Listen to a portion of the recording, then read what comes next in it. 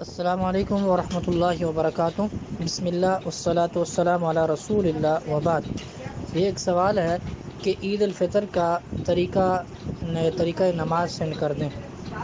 تو عید الفطر کی 2 رکعتیں ہوتی ہیں، اور ان 2 رکعتوں کو پڑھنے کا طریقہ یہ ہے کہ پہلی رکعت میں تکبیر تحریمہ کے بعد 7 اضافی تکبیریں کہی جائیں گی، اور اس کے بعد پھر سورہ فاتحہ پڑھی جائے گی، اور سورہ فاتحہ کے بعد سورہ قاف پڑھنا، اور اسی طرح سورہ اعلیٰ پڑھنا یا سورہ جمعہ پڑھنا یہ مسنون ہے۔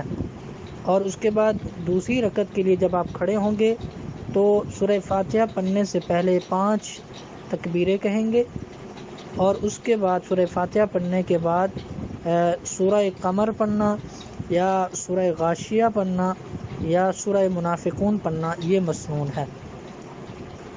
اور اس کے بعد پھر یہ 2 رکعتیں مکمل ہو جائیں گی، اور پھر اس کے بعد مسنون یہ ہے کہ خطبہ پڑھا جائے، اور اس خطبے کے اندر وعظ و نصیحت مختلف طرح کی جو ہے، لیکن اس میں پہلے حضرت عبداللہ ابن عمر رضی اللہ عنہ کی روایت ہے، فرماتے ہیں کہ عید کے دن سب سے پہلا جو کام ہوتا تھا وہ نماز عید ادا ہوتی تھی، اور اس کے بعد پھر خطبہ دیا جاتا ہے۔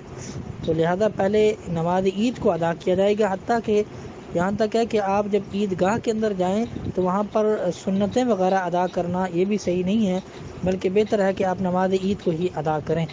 اور یہ نماز عید اس کے مختلف آداب بھی ہیں جو ایک لمبی تفصیل ہے، لیکن یہ صرف 2 رکعتیں ہیں جو آپ کو بتایا ہے، اور اس کا طریقہ کار یہی ہے کہ پہلی رکعت میں 7 تکبیریں اور دوسری رکعت میں 5 تکبیریں جو اضافی ہوتی ہیں یہ ادا کی جائیں گی۔